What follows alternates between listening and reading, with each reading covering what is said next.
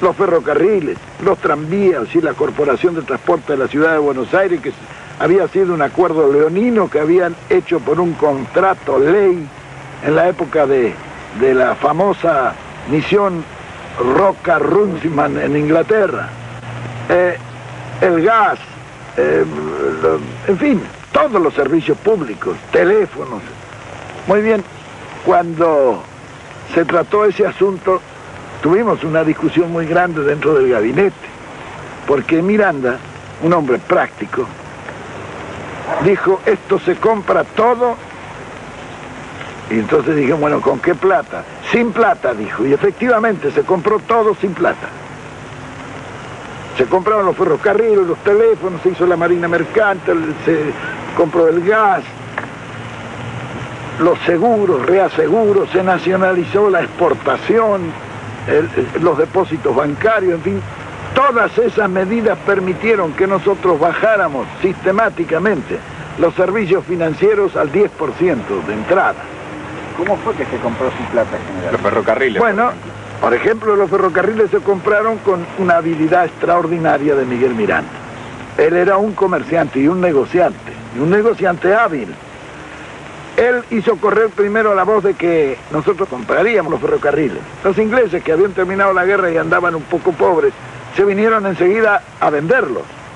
Cuando llegaron, Miranda le dijo, no, nosotros no hemos dicho nada, dicho eso es una cosa, bueno, pero si ustedes los vendieran y nosotros los compraríamos, ¿cuál sería el precio? Y entonces los ingleses, que era el directorio de Londres ya, le dijeron el valor de libros. ¿Y cuánto es el valor de libros? 10.000 millones de pesos argentinos. Miranda lo miró y se rió. Y le dice, ¿cómo vamos a pagar 10.000 millones de pesos por fierro viejo? No era fierro viejo. Estaban funcionando cerca de 50 y tantos mil kilómetros de vía con estaciones y en muchas partes una legua a cada lado, que era lo que le habían dado en la concesión inicial. Había pueblos, había 26.000 propiedades de los ferrocarriles. El Dock Sud, el puerto de Buenos Aires, era de los ferrocarriles ingleses. Muy bien, claro, se siguió negociando. ¿Cómo se hizo este negocio? Bueno, Miranda empezó a regatear. Los ingleses estaban duros, porque para negociar los ingleses son muy hábiles y muy duros. Hasta que bajaron a 8.000. Y Miranda siempre decía, no es posible. Los ingleses ya habían estado muchos días en Buenos Aires y se querían ir. Bueno, y un día cometieron un error. Lo vieron a Miguel Miranda y le dijeron, vea, si ustedes nos pagan 6.000 millones por los ferrocarriles, nosotros le depositamos a usted y a Perón en un banco que ustedes nos indiquen 100 millones de dólares. Al día siguiente, claro, estos negocios se hacen así. Al día siguiente Miranda, a Diana, ya estaba golpeándome la puerta de mi pieza en la residencia, y me dijo, vea, general, ya está listo este negocio, lo vamos a sacar porque si nos ofrecen una coima para que le paguemos 6.000 millones, porque no valen los 6.000 millones. Bueno, siguió discutiendo y un día viene y me dijo, bueno, está cerrado el asunto. Los conseguimos los ferrocarriles por 2.029 millones de pesos. Era el precio que habían ajustado. Y me dice, y eso lo podemos hacer muy fácilmente.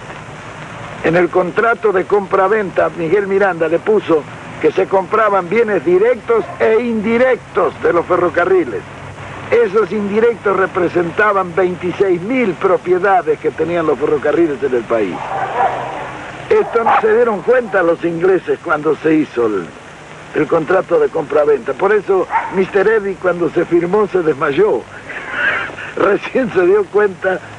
Bueno, pero aún los 2.029 millones había que pagarlos. ¿Cómo se pagaron esos 2.029 millones? Y nosotros no teníamos dinero, emitimos.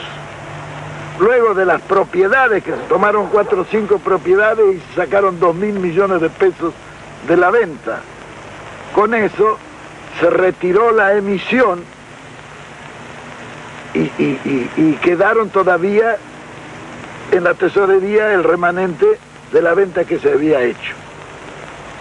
los ferrocarriles los pagábamos con trigo. Trigo que estaba depositado en los depósitos subterráneos que habíamos hecho nosotros esperando que subiera el precio del trigo. Nos quedamos con todos los ferrocarriles y 26.000 propiedades. ¿Y qué pagamos? Era como decía Miranda, lo compramos con papelitos. Y efectivamente se compró. Todo lo demás se hizo en forma similar, es decir, un buen negociante que, aprovechando el Estado, hizo buenos negocios. Por eso los ingleses no nos han perdonado nunca. Nos reíamos un día porque cuando fue el ministro de Agricultura me preguntaron a mí cuál era mi ascendencia por la forma en que habíamos negociado. Y yo le dije, vea, mi bisabuela era escocesa. Ah, dijeron los ingleses. Claro que organizada las finanzas y la economía interna fue posible también desarrollar todos los demás aspectos. El campo no fue abandonado como algunos han dicho. Se trajeron comisiones de agrólogos, se hizo un estudio agrológico del país. Eso permitió distribuir racionalmente la producción a las zonas de producción máxima. La agricultura. Cuando yo me hice cargo del gobierno, el trigo se pagaba a 6 pesos el quintal. Y cuando dejé el gobierno, el trigo se pagaba a 60 pesos el quintal. Hubo chacareros que compraron el campo con el beneficio de una sola cosecha. Y se realizó, a pesar de lo que muchos niegan, una reforma agraria que en el primer plan quinquenal entregó 500.000 de hectáreas en propiedad. Y debía de haberse entregado 1.000.000 de hectáreas en el segundo plan quinquenal.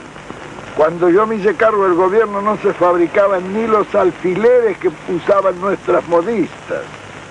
Y al terminar nuestro gobierno, el país quedó fabricando barcos, vehículos, camiones, automóviles, máquinas diésel eléctricas, aviones, etc. Sería largo de enumerar todas las cuestiones estas. Pero lo importante es esto, que desde el punto de vista económico, que fue el que posibilitó todas esas realizaciones.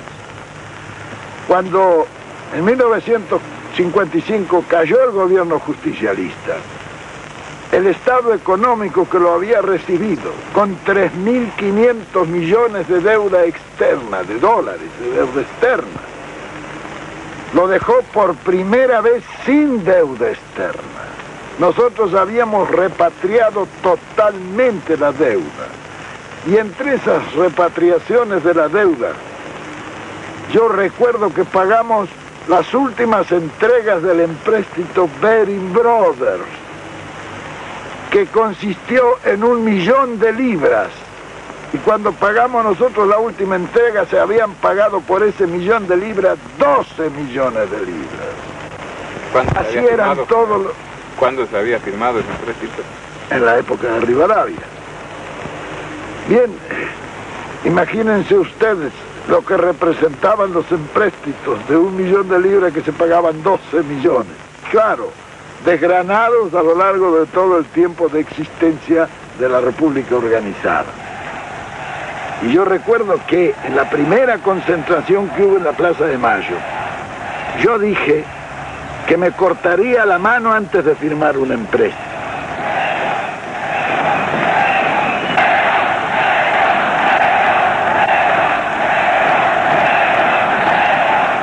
Quería quemar mis naves por si me sentía en algún momento tentado.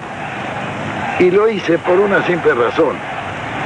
El dólar americano, en su valor adquisitivo, no es, diremos, el valor fiduciario escrito en el billete, porque está sobrevalorado sobre eso.